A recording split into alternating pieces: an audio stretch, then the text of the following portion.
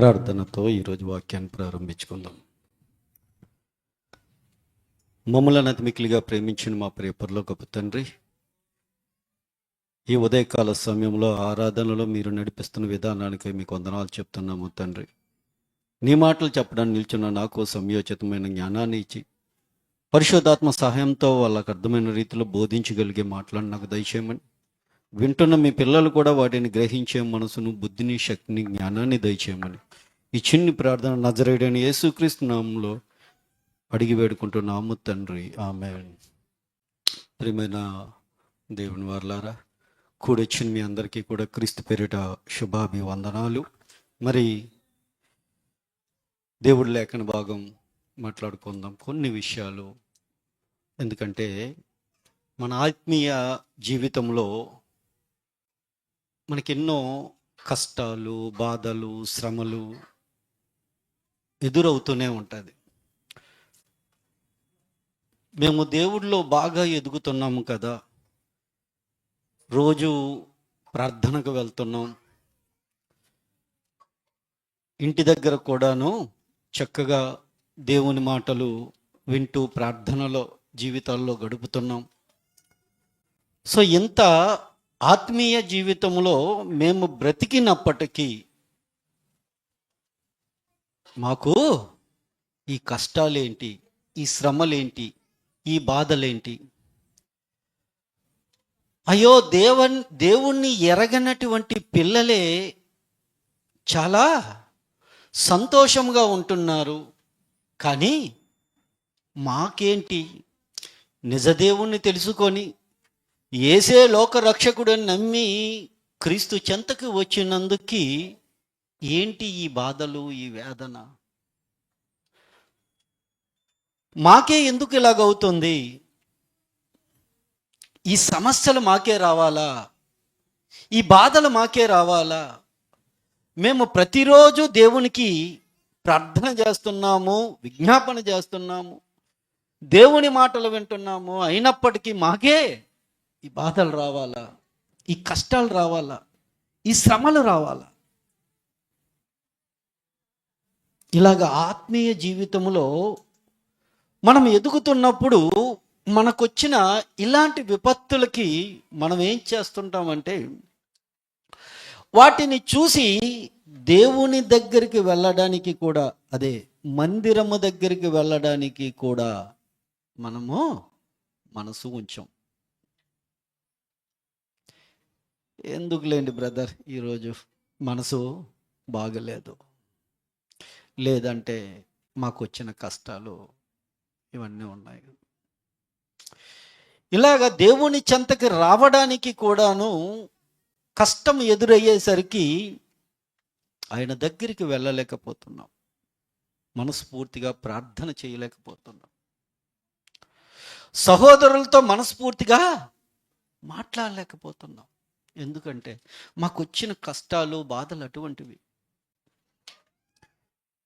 So అలాంటి సందర్భాలలో ఏ ఒక్కరూ కూడా దేవుని మీద మనస్సు ఉంచలేరు.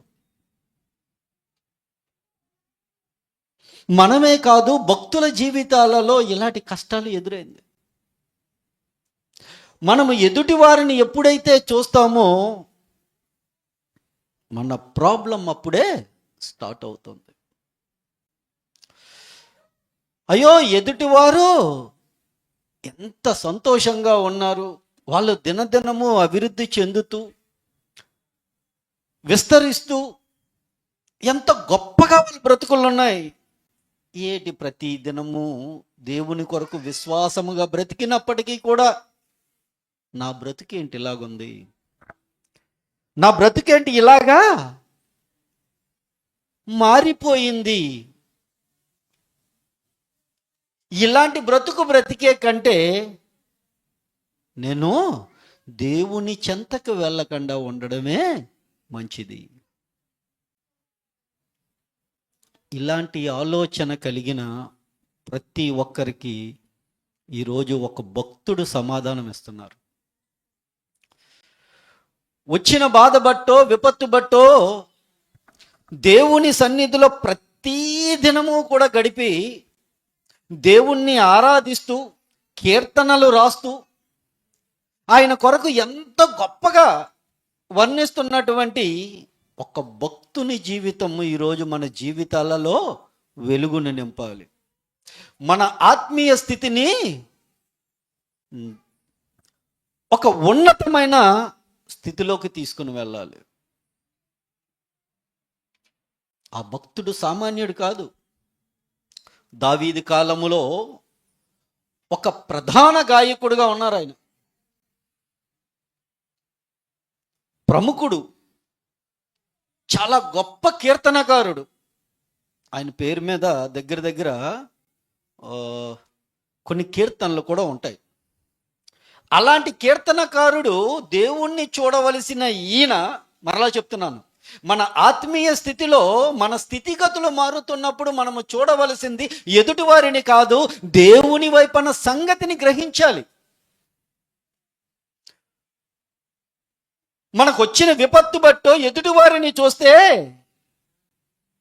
వాటి నుండి మనము ధైర్యముగా ముందుకు వెళ్ళలేము. మనకు ధైర్యము నింపి మనకు అండగా నిలబడిన దేవుని చెంతకు వచ్చి దేవుని వైపు చూస్తే అప్పుడు మనకి దేవుడు ధైర్యాన్నిచ్చి నెమ్మదిని ప్రసాదించి సమాధానాన్ని ఇస్తాడు. దేవునికి మహిమ కలుగునుగాక. అలాగే భక్తుడు తను ప్రతి దినము కూడాను దేవుని సన్నిధిలో ఆరాధిస్తూ, దేవుని మహిమపరుస్తూ, దేవుని ఘనపరుస్తూ, అనేకులకి కీర్తనల వైపు నడిపిస్తూ, అనేకులకి మాదిరిగా ఉంటున్నటువంటి ఈ భక్తుడు చూడగా చూడగా ఎవరిని చూశారంటే దేవుణ్ణి నమ్మనటువంటి ఒక జనాంగాన్ని చూశాడు. వాళ్ళని చూసి ఏమనుకున్నారో తెలుసా? వాళ్ళని చూసి ఈ భక్తుడు, అయ్యో నేను ప్రతి దినము దేవునికి ఇంత గణపరుస్తున్నాను, ఇంత మహిమపరుస్తున్నాను, ఇంతగా ఆరాధన చేస్తున్నాను, నాకంటే నా ఎదుట ఉన్న వాళ్ళే బాగున్నారు. సో ఇలాంటి సందర్భాలలో నేను దేవుణ్ణి మహిమపరుచుట వ్యర్థమే. ఎవరనుకున్నారు? ఈ భక్తుడు సామాన్యమైన భక్తుడు కాదు. సామాన్యమైన భక్తుడు కాదు.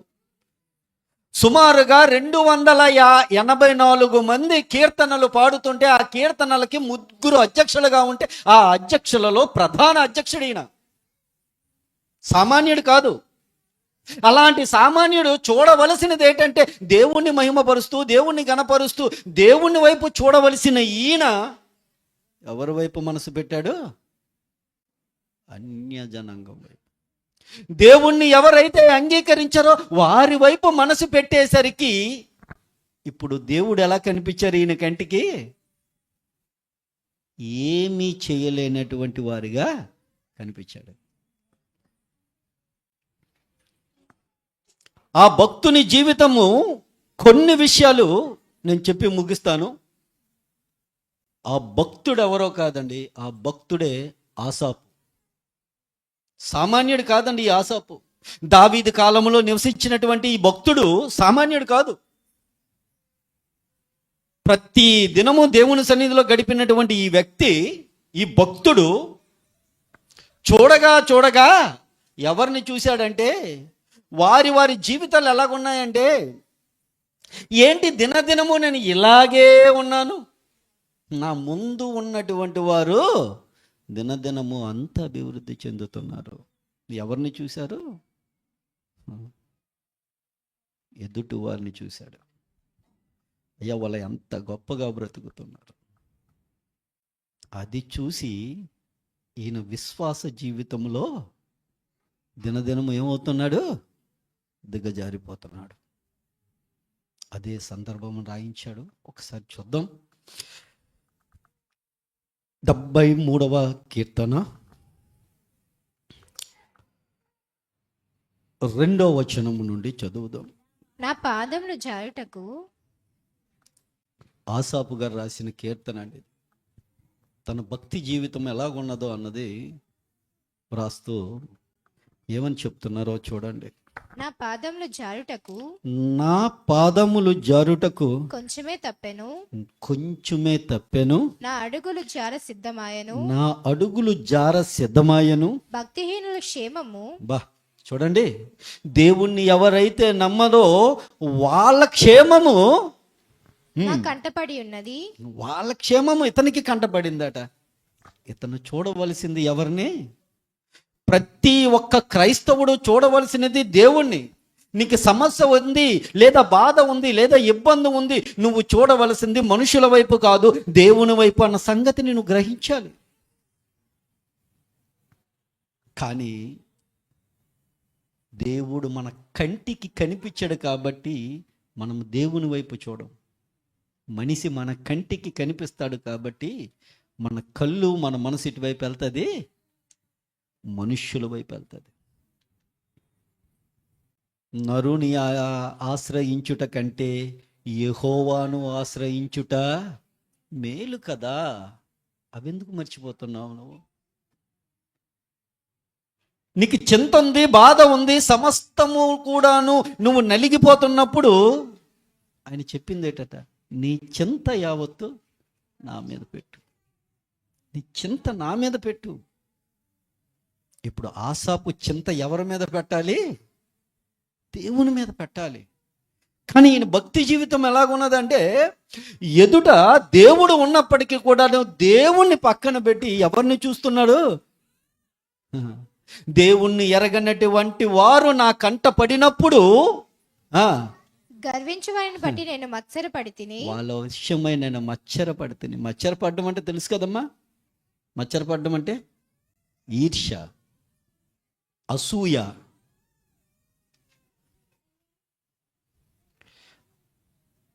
ఈ అసూయ ఎంత డేంజర్ అంటే లోపల మనిషిని కృంగదీసేస్తుంది.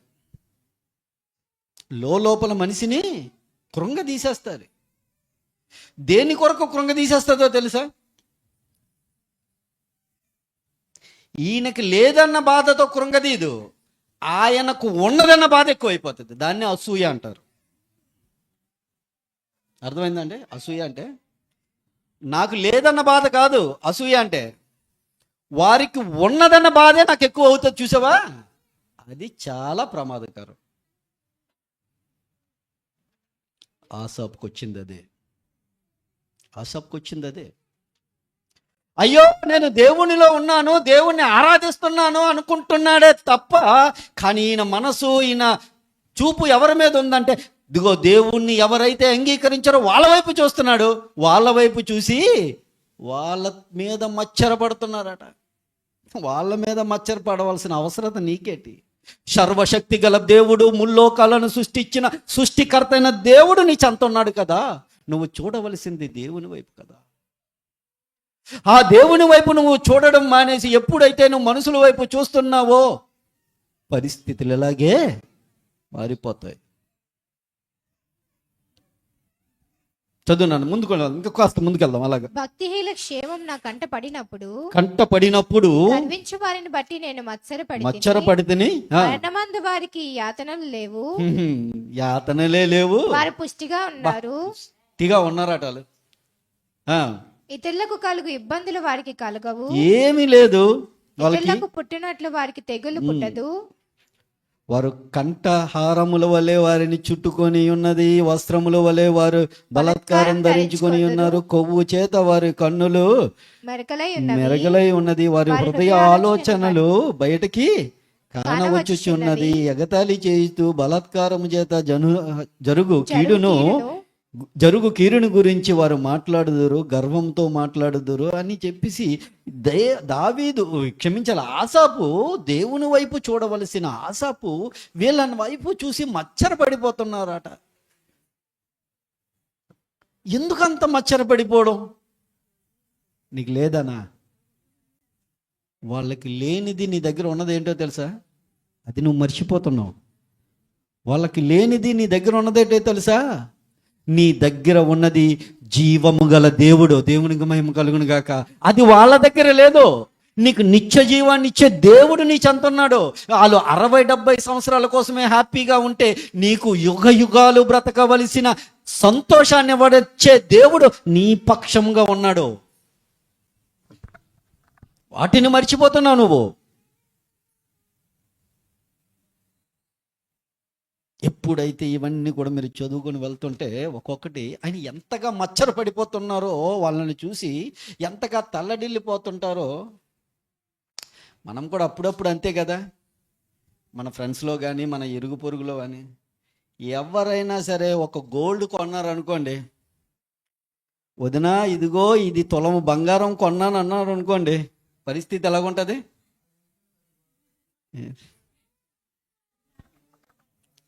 వదినా చాలా బాగుంది తెలుసా, ఎంత కొన్నావు? ఇది గొంతు నుండి వచ్చే మాటలు. మరలా చెప్తున్నా, వదినా ఈ బంగారం కొన్నావు కదా, ఎక్కడ కొన్నావు? చాలా బాగుంది తెలుసా. ఇదంతా గొంతుకు నుండి, మనసులో నుండి వచ్చిన మాటలు కాదు. వెళ్ళిపోగానా వదిన ఇంకా స్టార్ట్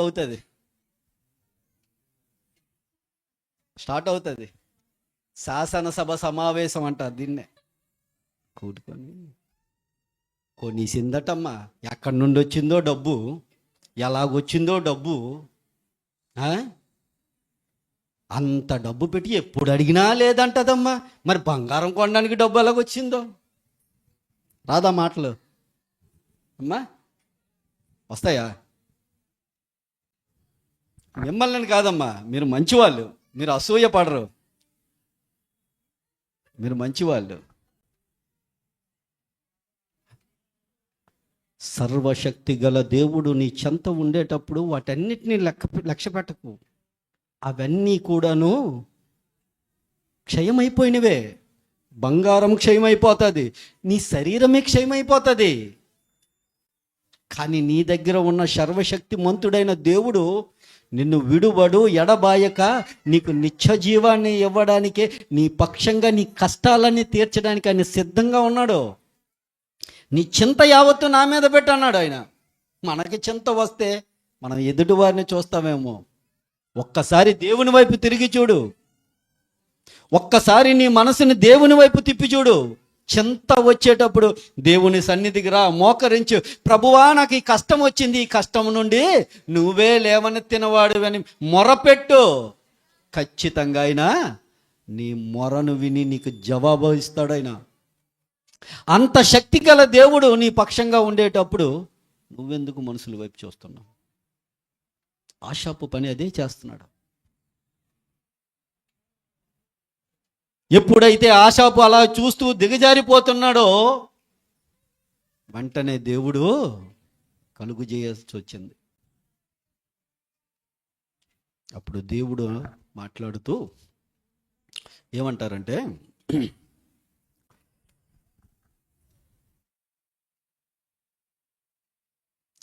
15 నుండి చదువుదాం. 15వ వచనం నుండి.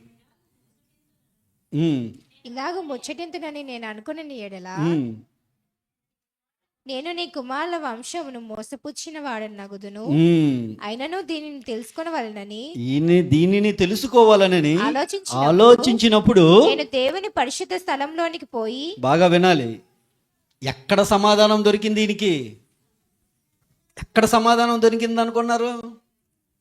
దేవుని సన్నిధిలో. అందుకే నీ కష్టం వచ్చినా బాధ వచ్చినా నువ్వు నలుగురితో చెప్పుకొని బాధపడాల్సిన అవసరం లేదు.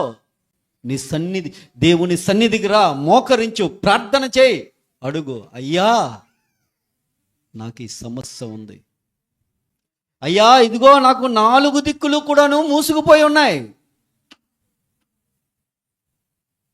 గాఢాంధకారములో నేను ఉన్నాను ప్రభువా అని నువ్వు మొరపెట్టేటప్పుడు నీ జీవితంలో నువ్వు ఊహించలేనటువంటి వెలుగులోకి నిన్ను నడిపిస్తాడు. దేవునికి మహిమ కలుగునుగాక. అలాంటి వెలుగులోకి నడిపించడానికి ఆయన సిద్ధంగా ఉన్నాడు. మనసు పెట్టి నువ్వు రాగలిగితే దేవుని చెంతకే.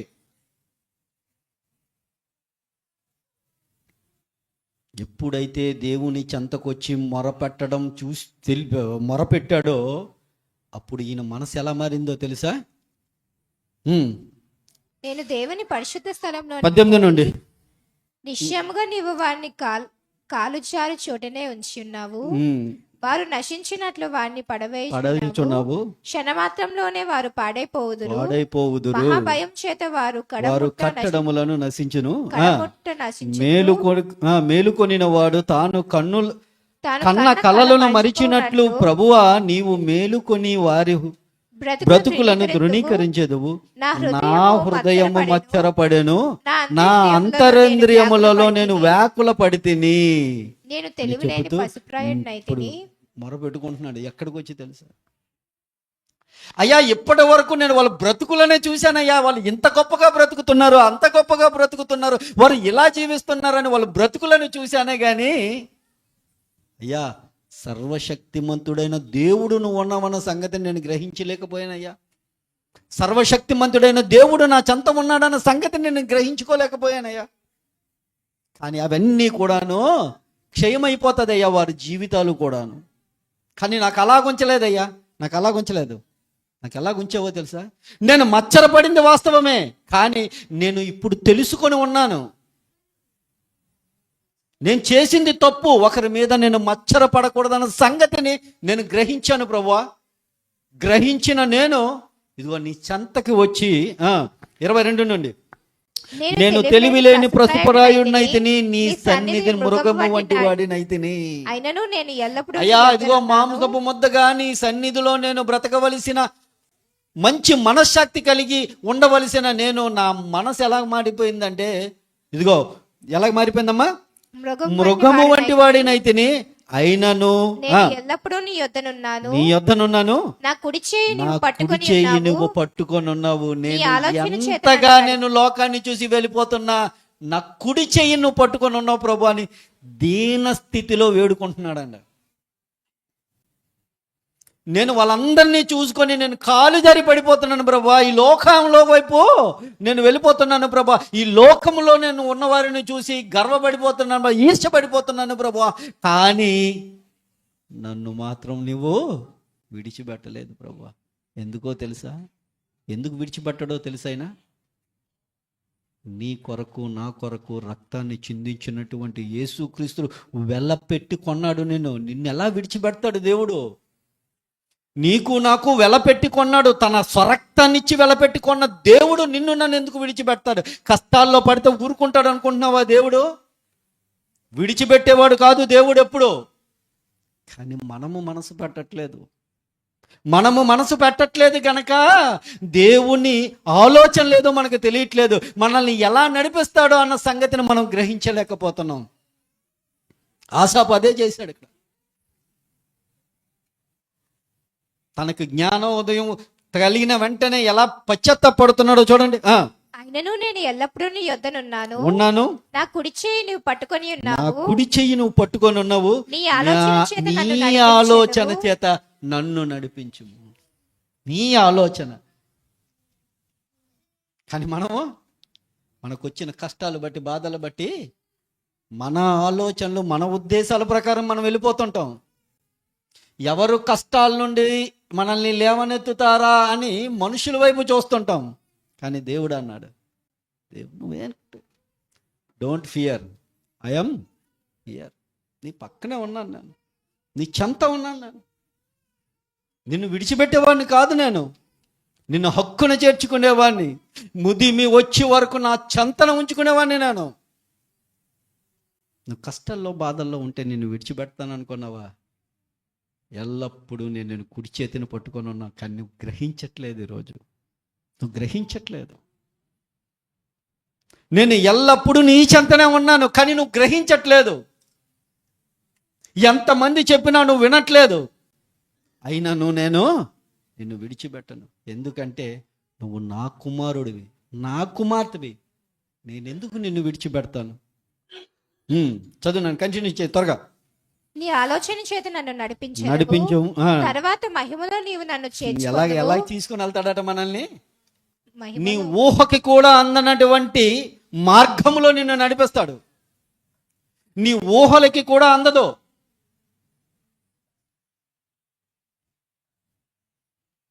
ఇక్కడ వచ్చిన విషయం చెప్తాను.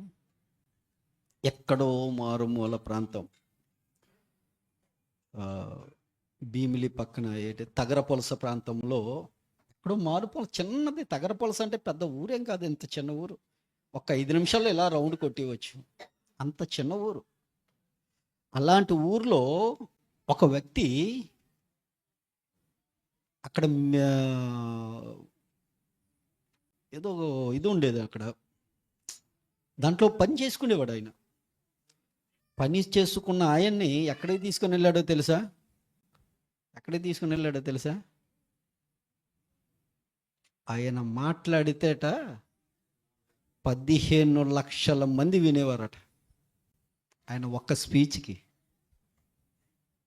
ఆయనే కేఏ పాల్ గారు. సామాన్యమైన వ్యక్తి కాదు. మనమేందరం కలిసి ఆయనకి ఒక జోకర్లా చూస్తున్నాం, కానీ యుద్ధాలు సైతం ఆపగల శక్తిమంతుడు ఆయన. ఎందుకంటే ఆయన చెంత ఉన్న దేవుడి మీద భారం పెట్టుకుని ఆయన ముందుకు వెళ్తున్నాడు. స్థితిని ఎలా మార్చాడో తెలుసా? ఎక్కడ నుండి ఎక్కడికి తీసుకొని వెళ్ళాడో తెలుసా? ఆయన మనకి తెలుసు కాబట్టి ఆయన గురించి చెప్తున్నాను. ఇలాగ మనకి తెలియనటువంటి వారు ఎందరో దేవుడి మీద ఆధారపడిన వాళ్ళందరినీ కూడా దేవుడు ఎక్కడికో తీసుకుని వెళ్ళాడు. ఊహించలేనటువంటి కార్యాలు చేస్తాడు ఆయన, మనం ఊహకు కూడా అందదు. అలాంటి కార్యాలు చేయడానికి ఆయన సిద్ధంగా ఉన్నాడు. ఎప్పుడో తెలుసా? నువ్వు మనసు పెట్టి ఆయన చెంతకు వచ్చేటప్పుడు. మనుషుల వైపు వెళ్తే నీ ప్రయాస వ్యర్థం అవుతుందేమో, కానీ దేవుని చెంతకు వచ్చి చూడు. ఒక్కరోజు నువ్వు బాధపడిన రెండో రోజు ఖచ్చితంగా దేవుడు నిన్ను లేవనెత్తుతాడు. దేవునికి మహిమ కలుగును గాక. రెండో రోజు ఖచ్చితంగా లేవనెత్తుతాడు. చూడండి, మహిమ గల తరువాత మహిమలో నీవు నన్ను చేర్చుకుందువు. ఆకాశమందు నీవు తప్ప నాకెవరున్నారు? నీవు నాకుండగా లోకంలో ఏదియు నాకు అక్కర్లేదు. అప్పటి వరకు ఎవరిని చూసుకొని వచ్చాడు ఆయన? లోకములో ఉన్నవాడిని చూసుకొని వచ్చాడు. దేవుని చెంతకొచ్చి పశ్చాత్తాపడిన తర్వాత ఆయన మాటలు ఎలాగుందో తెలుసా? ఈ లోకములో ఏది నాకు అవసరత లేదు. ఎవరు కావాలో తెలుసా? నువ్వు కావాలి ప్రభువా, నీ రక్షణ కావాలి ప్రభువా, నీ చెంత నేను నిత్యము ఉండాలి ప్రభువా. ఎందుకంటే నాకు మహిమా లోకానికి తీసుకొని వెళ్ళేవాడివి నీవు. ఈ లోకంలో ఉన్నవి 60-70 సంవత్సరాలు మాత్రమే ప్రభువా, కానీ నువ్వు నిత్య జీవాన్ని ఇస్తావు ప్రభువా. తెలుసుకున్నాడు, పశ్చాత్తాపడ్డాడు. ఎక్కడికి వెళ్ళాడు? సమాధానం పొందాడు. దేవునికి మహిమ కలుగునుగాక. అలాంటి సమాధానము నీకు ఇవ్వడానికి దేవుడు నిత్యముగా నీ చేతిని పట్టుకొని ఉన్నాడు ఆయన. కానీ నువ్వు విని నీ బ్రతుకును మార్చుకొని, నీ కష్టం వచ్చినా, బాధ వచ్చినా, ఇబ్బంది వచ్చినా దేవుని చెంతకు వచ్చి నువ్వు మొరపెట్టు, ఖచ్చితంగా ఆయన నీకు సమాధానం వేస్తాడు. అలాంటి సమాధానం మనందరికీ దయచేయాలని కోరుకుంటూ నా మాటలు ముగిస్తున్నాను. కళ్ళు మూసుకుంటే చిన్న ప్రార్థనతో ముగించేస్తాను. సకల ఆశీర్వాదాలు కారణభూతుని నా ప్రియ పరలోకపు తండ్రి, ఆషాబు గారి జీవితాన్ని గురించి నాయన తండ్రి కొన్ని విషయాలు మేము మాట్లాడుకున్నాము నాయన. అయ్యా, మునుపు నాయన లోకాన్ని చూసినప్పటికీ నాయన తండ్రి తుదకు వచ్చేసరికి నాయన తండ్రి నీవే రక్షకుడివి, నీవే నాయన తండ్రి నడిపించువాడు అన్న గ్రహించిన ఆసాపు తన జీవితంలో ఈ లోకములో ఏది అక్కర్లేదు అనుకున్నాడు తండ్రి. మేము కూడా